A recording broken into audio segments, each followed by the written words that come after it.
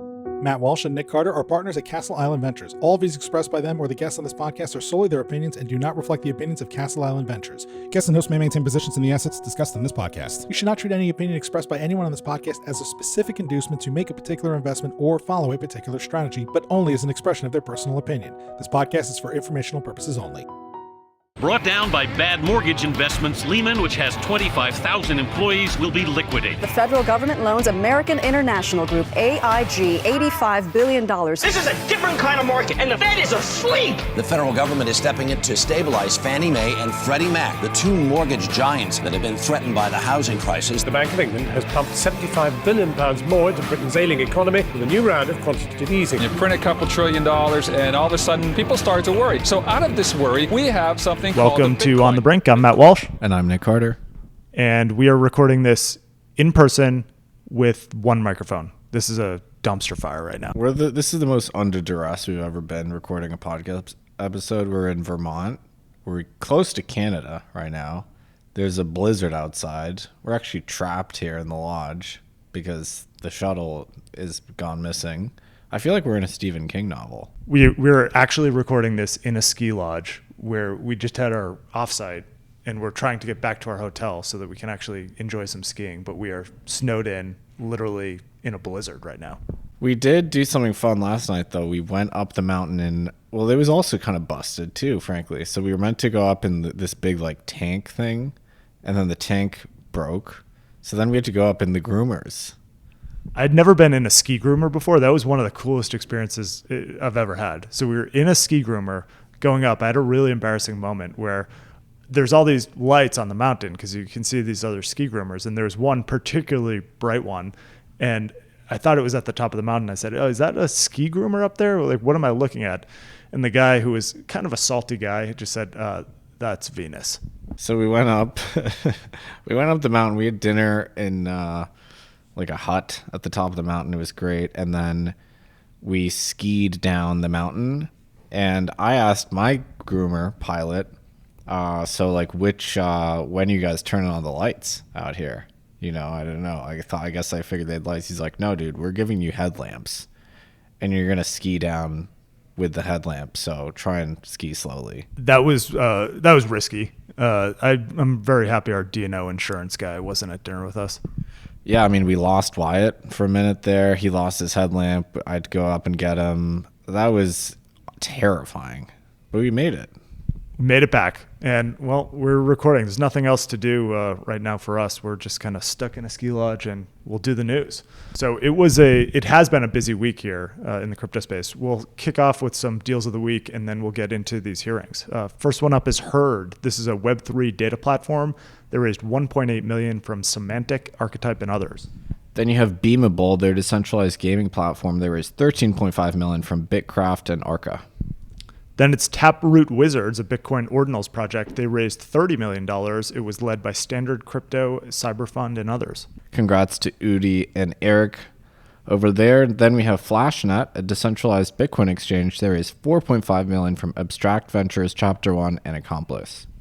Henlo is a meme coin project built on Berachain. They raised $3 million from Framework and Primitive Ventures. Berachain launched today, actually.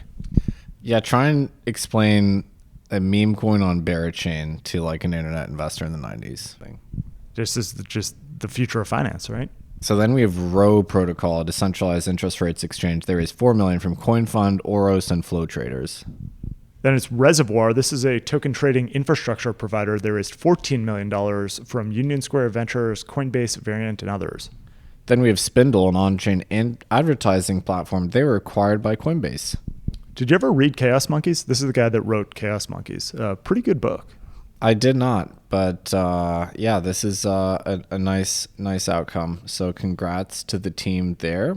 Then we have Cypher Mining. This is a publicly traded Bitcoin mining company that raised $50 million in an investment from SoftBank. Is SoftBank back?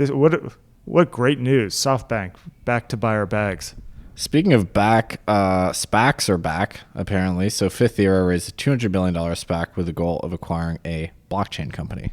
That's exciting news. So congratulations to Matthew, Mitch, and Allison over there at Fifth Era. I think this is going to be really interesting. I think you could see a few companies in the crypto space go public via SPAC in the next year or two.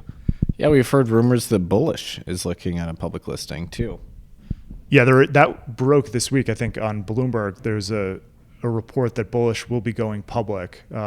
Maybe that they already have a confidential filing out there, but I think you see more competition here in the exchange and brokerage market now that the regulatory headwinds have abated. So we had a pretty crazy day yesterday. We had, I think, one of our most important podcasts of all time came out with Mike Lempres. He was the chairman of Silvergate when everything went down over there. And that was actually the first time anyone from Silvergate had spoken on the record since they announced their liquidation in 2023. So that was a great interview. Mike is awesome. Obviously, he couldn't say what he probably wanted to say. He's not allowed to say what the communication was under confidential supervisory information to the bank. So obviously, he did a great job of effectively, I'd say, corroborating everything that you've reported about Choke Point, but without getting into the specifics.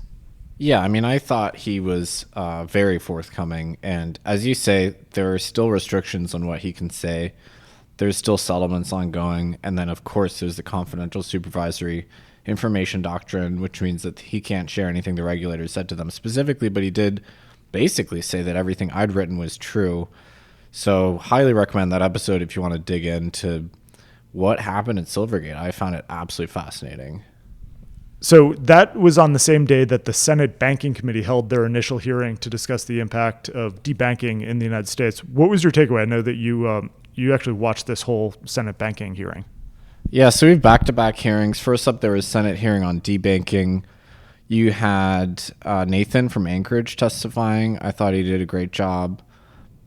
You had someone from Old Glory Bank, which is actually not a crypto bank. They were just a bank that's like focused on basically conservative causes.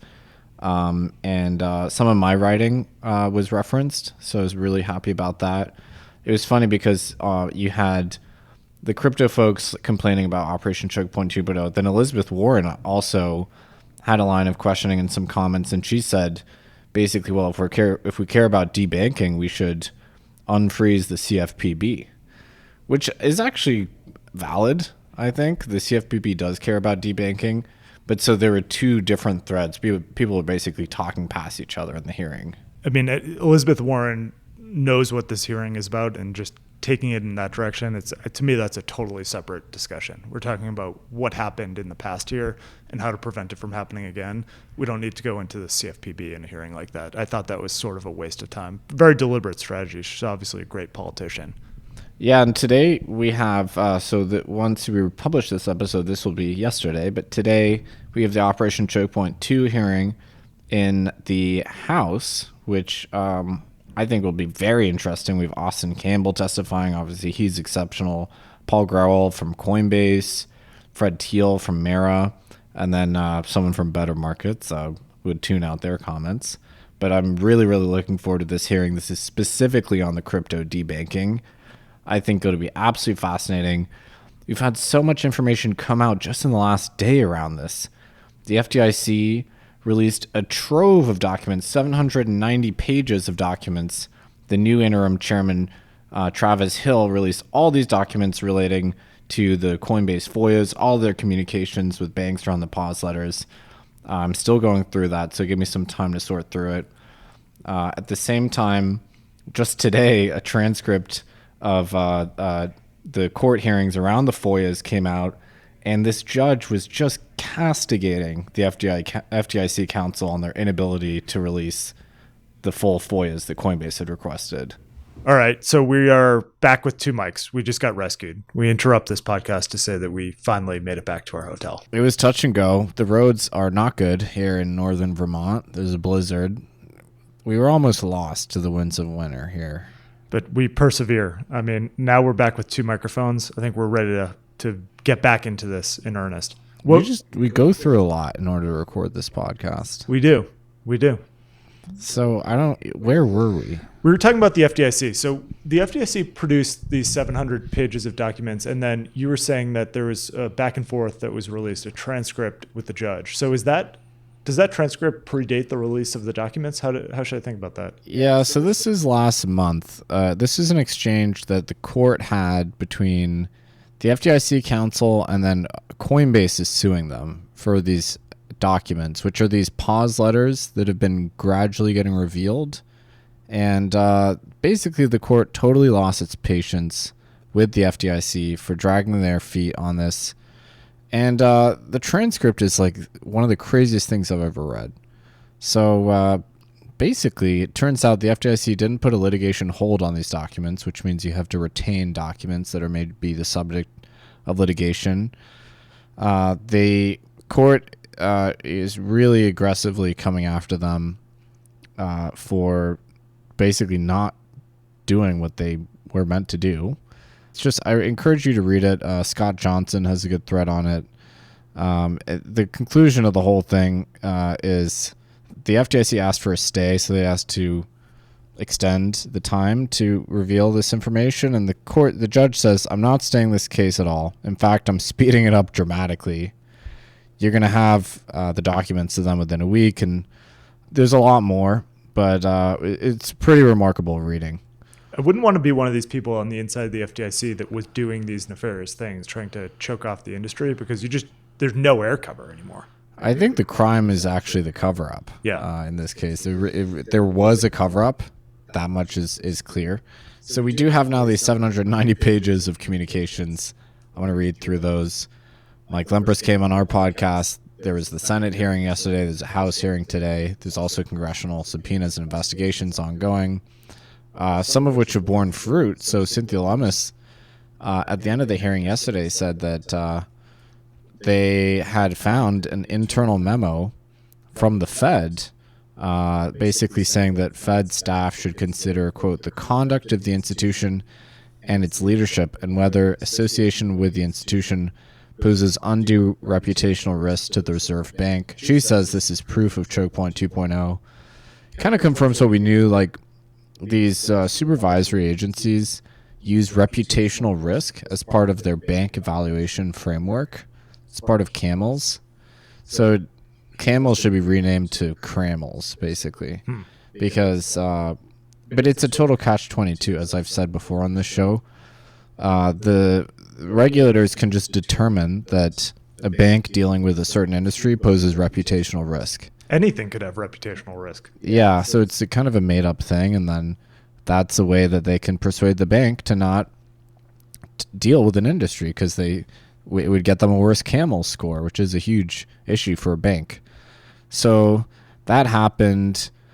NYMAG, one of our favorite journalists, Jen Weichner, she wrote a piece on Choke Point called A Very Crypto Mystery. And then yesterday it came out that the FDIC says they wrote, there's an article in Barron's saying that they're going to revise their crypto guidelines. They're going to allow banks to engage in crypto activities. Banks met with officials to discuss crypto custody, tokenized deposits. So this whole thing has dramatically changed, even in the space of just one day. It's incredible how fast things are moving here. I mean, they're also moving very quickly at the SEC here. So Hester Peirce came out with a statement. It's called The Journey Begins. And so this came out on February 4th. And she goes into some good detail here on the types of things you should expect from this crypto task force at the SEC. I'm just going to go through a few of them. So the first one is security status. The status of crypto assets under securities law is fundamental to resolving many other questions. The task force is working hard to determine different types of crypto assets. I take that as essentially a taxonomy, and maybe a first step towards a market structure bill here is just getting some of that clarity from the SEC. So that alone, in my mind, is a huge win for the industry if we just get something. Definitely. The second thing is around scoping out jurisdiction. And so the task force will identify some areas that fall inside and outside of the agency's, the commission's jurisdiction. This has obviously been a huge deal. There's a turf war between the CFTC, the SEC, even state money transmitters in some use cases. So the proposed resolution here is to welcome no action letters. I haven't seen a no action letter in the crypto space for years, but that is a tool that is at the SEC's disposal, really. And so I would think that you would start to see a bunch of no action letters popping out. There's a lot more too. They talked about temporary, prospective, and retroactive relief for token offerings. Yep. So they're looking at maybe potentially a disclosure framework for issuers. They talk about registered offerings, a special purpose broker-dealer, no action statement. They're going to clarify crypto lending and staking. They are looking at rule changes around exchange-traded products.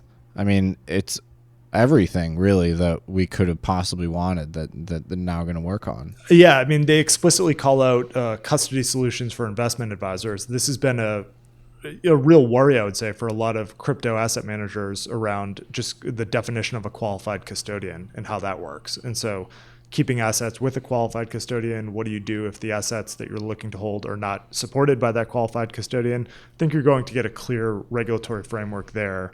Talking about crypto lending, crypto staking, giving some clear guidance on the do's and don'ts. That would be huge for startups. Then there's this section around clearing agencies and transfer agents at the intersection of basically tokenized securities. And so that's been a huge issue for this industry, is that a lot of people are trying to tokenize real world assets and get that clarity on how these need to be transacted. Looks like you're going to be able to get that. And then lastly, there's a cross-border sandbox concept of effectively having experimentation at scale, which I don't know what would go in that bucket, but obviously there's a lot of net new categories, DePIN, blockchain-based gaming. Maybe they end up giving just a sandbox environment to certain categories here. It'll be interesting to see where that goes. So a lot happening on the SEC front. Also legislatively, Senators Tim Scott, Hagerty, Lummis, and Gillibrand introduced the new version of the stablecoin bill, which is called the Genius Act. I don't know what Genius is guiding and establishing national innovation for U.S. stablecoins. So that's Genius. What a great name.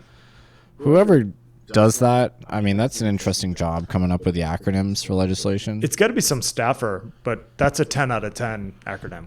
I guess AI could do that. I wonder if they use AI.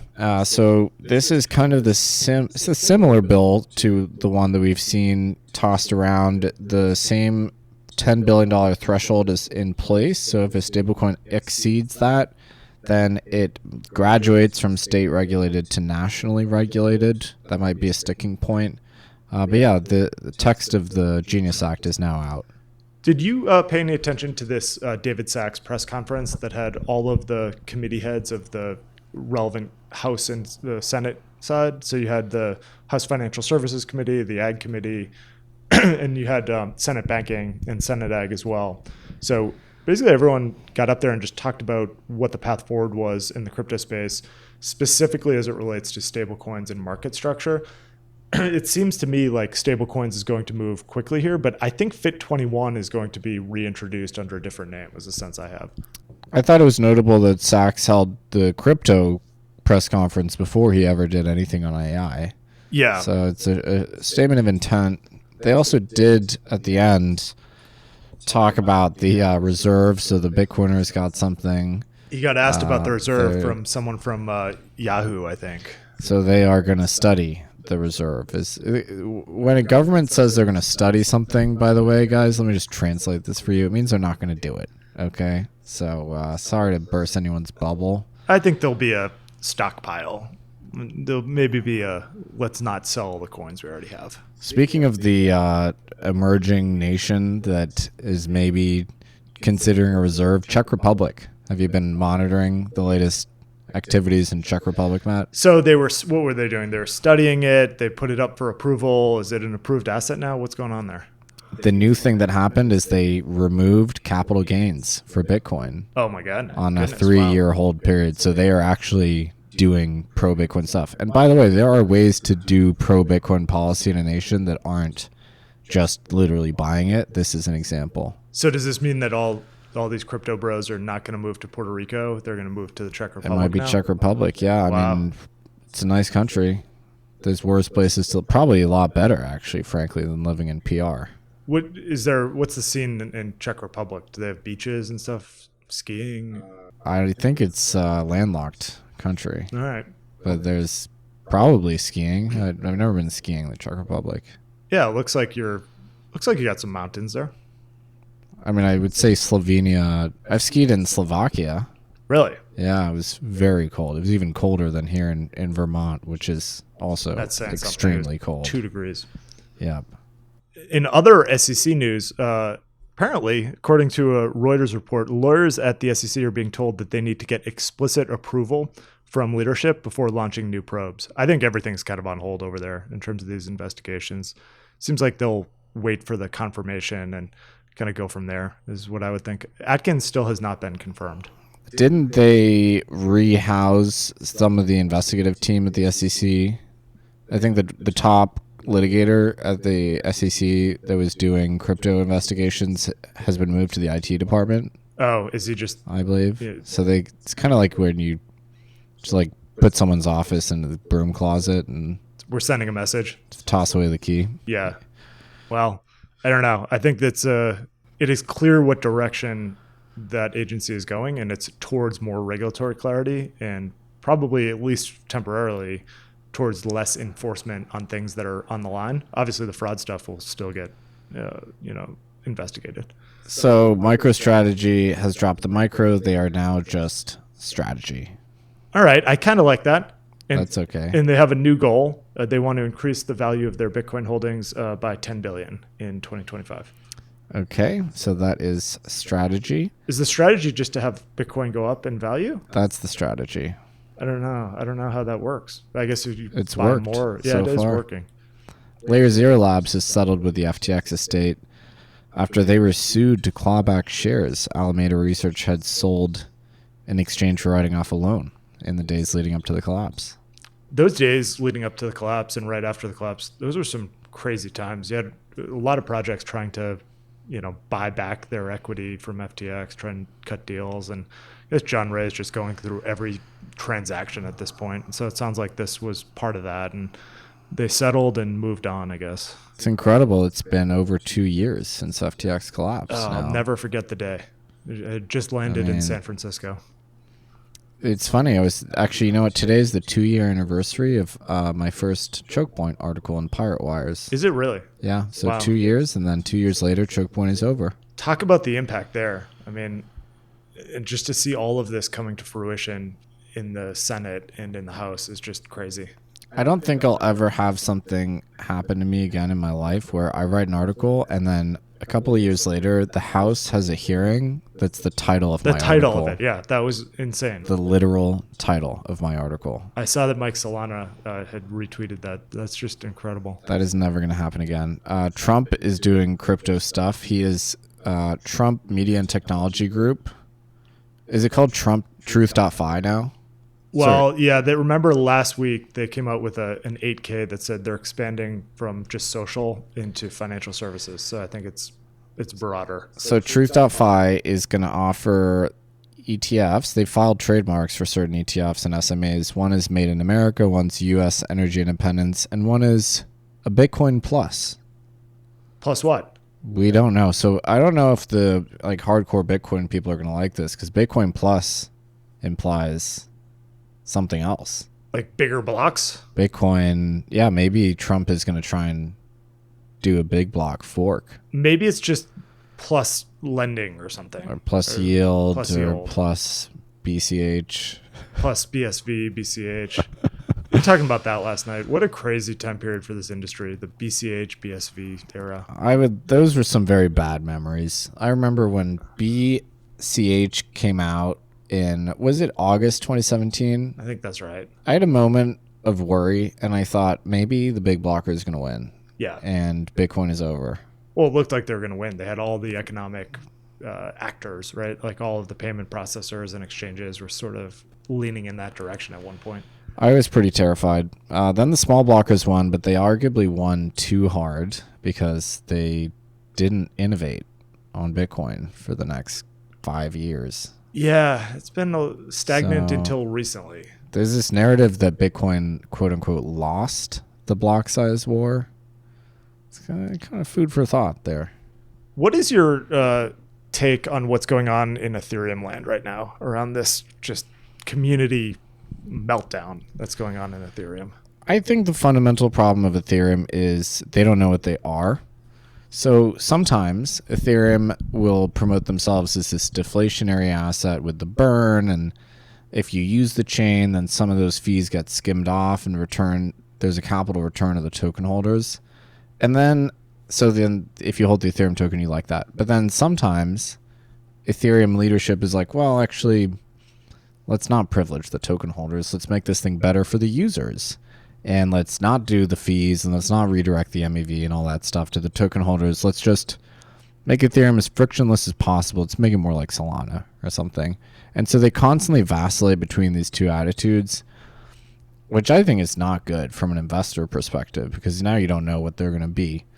And so I think right now they're pivoting back towards, let's create abundant block space and let's keep the fees low. Yeah, but it's just not going to work. I mean, if you were launching like a stablecoin right now, why would you ever do it on Ethereum L1? Like, it makes no sense to do that. That is not an economically rational choice.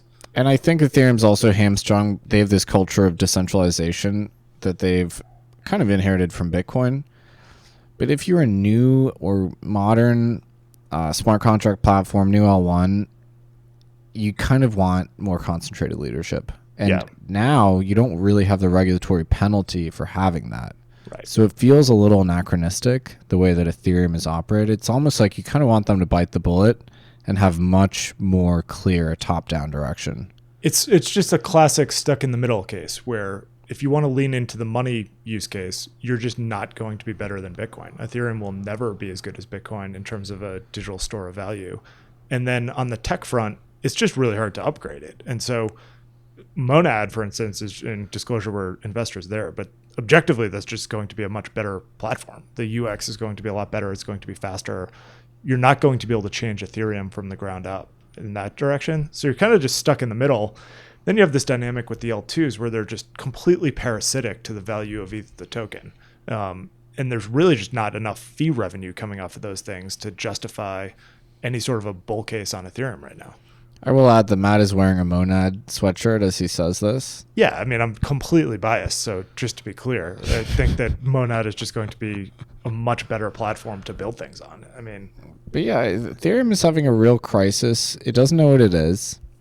And the L2 strategy maybe makes sense from a scalability perspective, but you're right. It is parasitic. We said this. I wrote a couple of blog posts about this back in the day. It's definitely true. Definitely true. I think maybe John Pfeffer was right. John Pfeffer was right. I mean, an institutional investor's take on crypto assets is 2017. December 2017 published that. People made fun of him for it. These things take time, and now investors are really taking a second look at the value capture mechanisms for L1s and L2s, and they're going back to first principles. Yeah, I think that's right. I mean, it's an interesting thought experiment to think about what you would have done differently if you were Ethereum leadership around these L2s. You kind of had to do the L2s because Ethereum was breaking. There was no other roadmap. And so you launch, you enable these L2s, they take off. And, for a time, I guess it's good, right? Like more people building in the EVM ecosystem, these things can comport with the wallets, although there is a lot of friction there and bridging. But if you had to do it differently, you'd try to capture more value for ETH, the token, with these L2s. It's like this concept of tariffing the L2s is kind of intellectually interesting. Where is there a world where you could have structured some of these things where the native token of the L2 in some way is owned by ETH or something? And look at the traction of Base. I mean, Base is crushing it. It's probably the most used L2 on ETH now. Right. Every cent of value that's flowing into Coinbase's equity, that would have otherwise gone to ETH itself. So Coinbase is aligned with ETH for sure, but factually they are siphoning a lot of value out from ETH.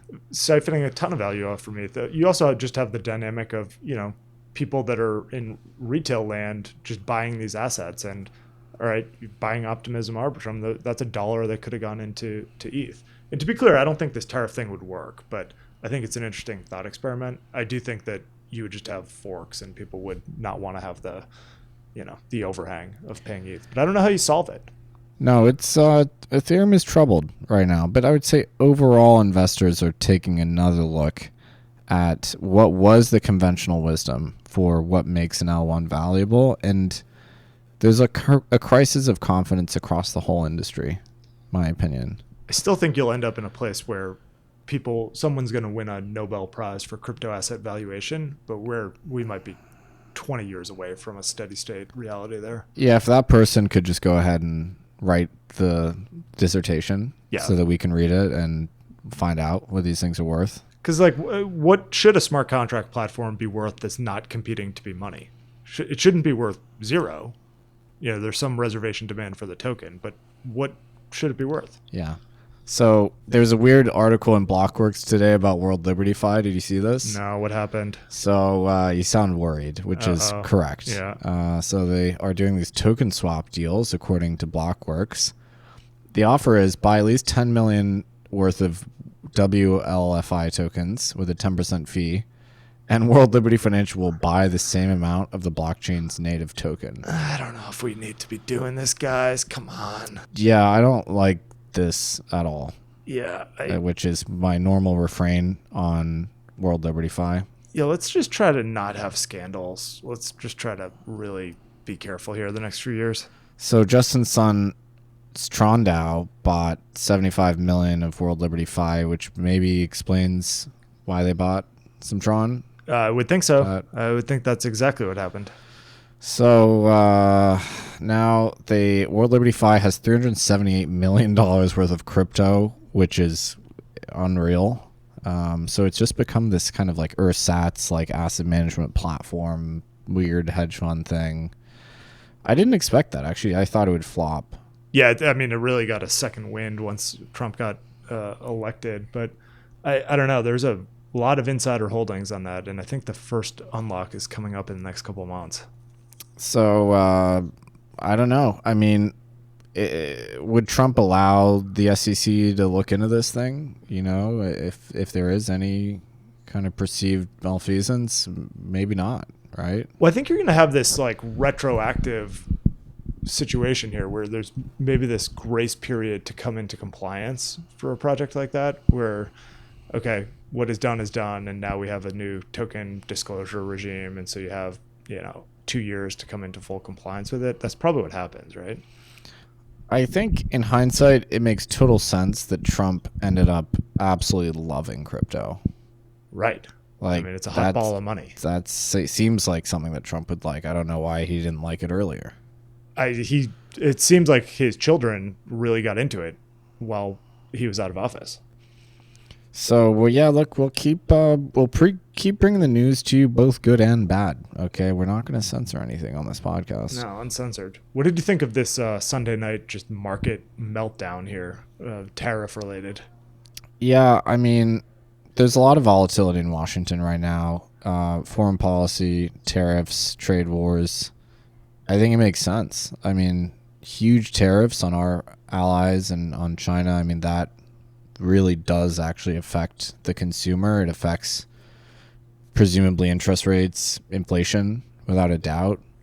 If inflation picks up, interest rates probably are slower to fall. So I think it's a valid market reaction. Yeah, so it continues to be incredible how Bitcoin is really the leading indicator for the equity markets on the weekend. And Bitcoin's held up really well. Yeah, Bitcoin has, although ETH, man, back to our earlier point, people were just selling as much ETH as they could on Sunday. So Berachain launched today. I don't know what Berachain is, to be honest with you. Do you know? Yes, it is a new L1 proof of liquidity. So this is a strong launch, I would say, at this point. Yeah, so it seems to be off to a hot start. FDV is $4.55 billion at the time of this recording. So, you're going to have some launches here in the next few months, and there's an ecosystem here. Yeah, I mean, one of the most anticipated launches of this year is Berachain. I would say second most anticipated launch of the year, for sure. I think we can guess what the first one is. All right, another interesting story here. So there was a earnings release with Interactive Brokers. Their CEO came out and said that they expect to expand their crypto asset offerings, specifically mentioning Solana. They also said that the allocation cap which apparently they had a 1% allocation cap on their accounts, which is crazy. I didn't realize that. So you couldn't have more than 1% of your portfolio in crypto if you use IB, which that's really low. That's minuscule. So that's going to go away, it sounds like, the cap, and they're going to expand assets. That's really good for Paxos. I'm pretty sure Paxos is the back end for Interactive Brokers right now. So he says that there were 4 coins that are heavily traded: Bitcoin, Ethereum, Stablecoin, and Bitcoin Cash. Bitcoin Cash, right? Because it's not a security. I don't know right? why anyone would be trading Bitcoin Cash, but I could understand why you're trading out of it if maybe you accidentally had some or something. So yeah, they are. I mean, capping allocations of 1% is crazy. That's just nothing. That's I mean, from a suitability perspective, like you have to have some sort of a notion of a cap, but it's just such a volatile industry that 1% is going to jump up and down by a few percentage points. All right, so I think that is it for the news of the week. Really, I got to give us a pat on the back for the way that we pulled this podcast together. Yeah, really went through it. We are now, I think, going to go skiing. There's a blizzard out there. It's very cold. So if you don't hear from us next week, you know what happened. All right, everybody, have a safe and healthy weekend, and we will see you on Monday.